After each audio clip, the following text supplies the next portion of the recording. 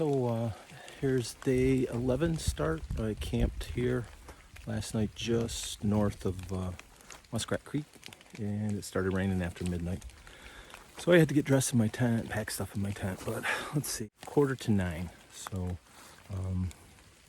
I'm hoping to make Carter Gap Shelter, which is 13 miles away, by this afternoon, and depending on how I'm feeling, I may go to Betty Creek, which is just below Albert Mountain, which would be about a 15 and a half, almost 16 mile day. But that's a nice hike, and a normal day with a view would be great, but I'm not going to get the view today, so I'll just buzz right by there. All right. Good morning. And the saying goes, no rain, no pain, no main. Well, I'm certainly experiencing the first one, the first few days here, although obviously from my previous videos we've had 2 very nice days. But today it's just a foggy tunnel, and sometimes it's okay. Can't see what's coming up, can't see the hill. It does make the trail slippery. Hoping to make at least a 13-mile day. May make it 16 if I get to Betty Creek. I stayed at Betty Creek before. It's a good water source there. May seem strange with all this rain, but I can soak my feet at the end of the day in a cold stream, which would feel good. I haven't done that yet. And hiking out alone. Last night, Washer stopped for a moment with me to take a picture at a funky tree that was in my last video, and he has a buff that was very special to him, and it was missing. And I did not catch up with him last night because I didn't get into camp until 7 o'clock. I started hiking at 9 a.m., finished hiking at 7 p.m., so that was a long day. So they're gonna catch up with me on the trail today, and so I'm hiking alone, which I do not mind. Enjoy some alone time and hitting the trail the way I want to hit it. But as you can see, it's kind of foggy. So this is the second time I've ever been past this sign, but it always cracks me up. Chunky Gal Trail, number 77. Goes down off the mountain that way. Who knows? Someday I might come back and hike Chunky Gal. One thing this opportunity has given me is a lot of think time, and I've always thought about the people who spread across our country with just clothes on their back. And even though I'm carrying everything I need on my back, compared to them, I'm glamping.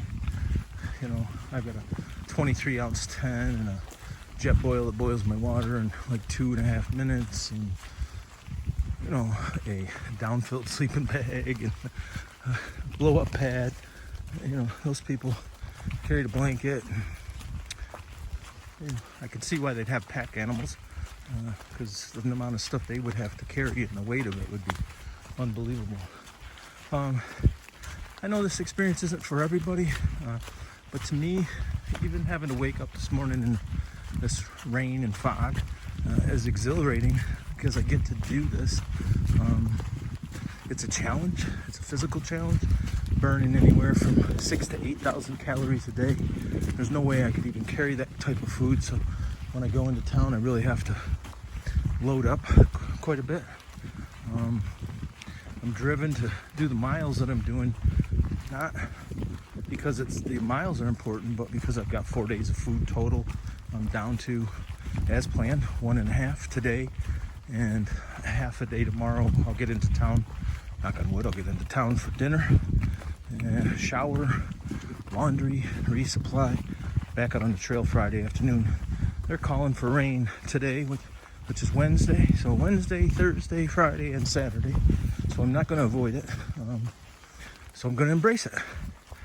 And I think a lot of times in my job as an athletic director, there were things that happened that you have to embrace. Okay, this is our problem. We're just going to deal with it and move on. So I think in a lot of ways, strangely enough, being an athletic director prep me for the trail. So those buddies of mine, men and women who are still acting athletic directors, believe it or not, you're training to do this type of stuff. All right, gotta get rolling. Coming off Standing Indian Mountain, which was just a little over 5,000, I think it's 5,400.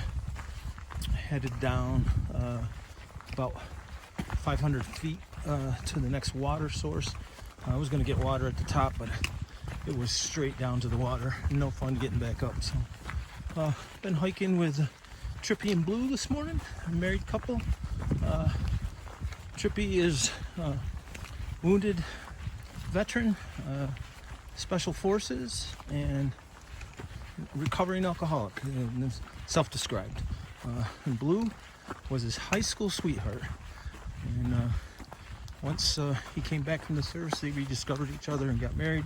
They have a blended family with 3 kids, and they're out here hiking this trail. And I think it's awesome. They've figured things out at home and got a lot of support there. So, but Trippy's doing some healing, and Blue is a CrossFit trainer and just enjoying the heck out of the hike. Looks like she's going to be getting off to go back and take care of some things at home, and Trippy's going to continue on the trail. So I may or may not continue to hike with them or him, but great morning just talking to him about his life and what he's done for our country, and how he's trying to, I'll say, recover. And I have a lot of respect for him, and I hope that he finds on this trip what he needs. All right, gotta get rolling. Here I am at Beach Gap. Just had lunch, sat on the log over there, and had conversation with Just Be Hiking from Boston. He's 65, hiked last year. I forget how many miles. I'm gonna say 600 or so, and then COVID took him off the trail. So it's nice to just take the shoes off and let my feet rest. Got some water. Got 3.8 left at Carter. Make a decision whether I'm going to go to Betty Gap or not then. But been a fair hike today. Standing Indian was a long hike, but fair on the way up and fair on the way down. Can't ask for more. All right, got to get rolling. First real stream crossing here in a couple days. This is at the base of Standing Indian Mountain, and there's another spot farther down on this particular creek that my friend Kevin White and I stopped and soaked their feet.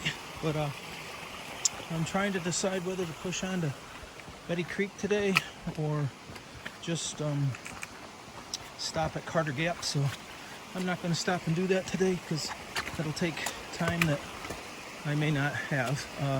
I do know this: if I decide to go to Betty Creek, there's a creek there I can soak my feet in tonight. So that may be the reward I'm looking for. Anyways, nice hike today. The sun has tried to burn off some of the clouds, but it's not raining, and I'm back down to just a Arc'teryx top, no rain jacket. Although the rain jacket's tucked neatly in the top of my bag in case I need it. All right, we got to get rolling. Just quickly, this little vignette's for, again, my good friend Kevin. Kev, if you remember, we came here, we sat on that rock right there, and we soaked our feet in that puddle and had our lunch, and it was pretty darn good. Don't have time to do it today, but just thought I'd add that in for you, buddy.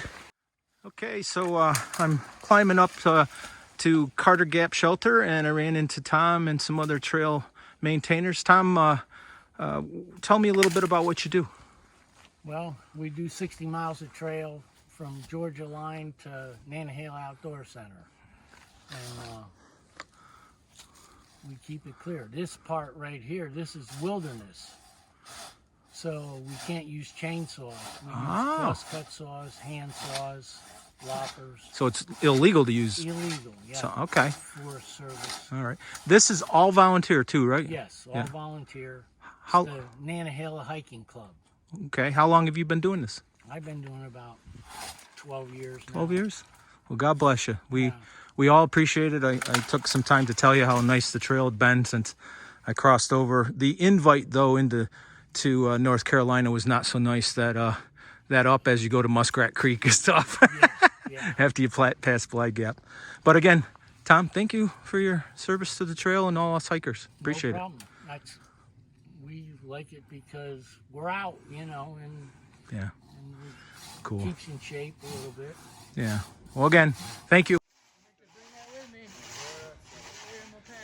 So we got trail maintainers. Big old tree came down across the trail, and I hope you can see, but they're using a 2-man buck saw to clear the trail. Thank you, trail maintainers. So I don't know if the camera's picking it up, but that's Carter Gap over there, where the cloud starts to come down, the mountain goes up. That would be my next significant up today if I go past Carter. And I'm inclined to do it. It's so early. I'll take a nice break, get some snacks and water, and go, because it's only 3 something to Betty, and to me it's too early to stop. And I feel good. If I got to listen to my body. The reason I keep talking about Carter was that was my fallback target. That was the least amount I wanted to do today. So, and it was a decent distance. So after I get over there and take my pack off and rest my feet a bit, I think I'm headed to Betty Creek, and my feet will get a treat there by soaking in the stream. Gotta get rolling. So I hiked up out of Carter Gap, took a little rest there, finished a bottle of water, took my shoes off, enjoyed talking with some hikers who were staying there and talking about tomorrow's weather. Thunder showers coming in tomorrow, but looks like they won't come in until after 1 p.m. That helped my decision to hike on to Betty Creek, which was 3.7 miles farther than Carter Gap. That'll give me a shorter hike into Winding Stair Gap, which will allow me to get into Franklin. It looks like I'm going to try to stay at a hostel, Goddard Grove, or Goddard Grove. I never know what to say on that. But anyways, I guess because there are no views today, the positive side of staying at Betty Creek is that I will get to soak my feet in Betty Creek, and that will feel good. So positives to doing the longer miles. Today will be over 16. And it was a fair hike, so it wasn't god awful. I'll be interested to see if I broke my record from yesterday for steps, and that just means I'm getting more fit. If there's any view at all, I'll show you, but I am highly doubtful that I will be getting one. All right, gotta get rolling. Well, as promised, I came out to where there is normally an absolutely breathtaking view. And I guess if you take being in the clouds or hiking in the clouds as breathtaking, this view is for you. Anyways, gotta get rolling.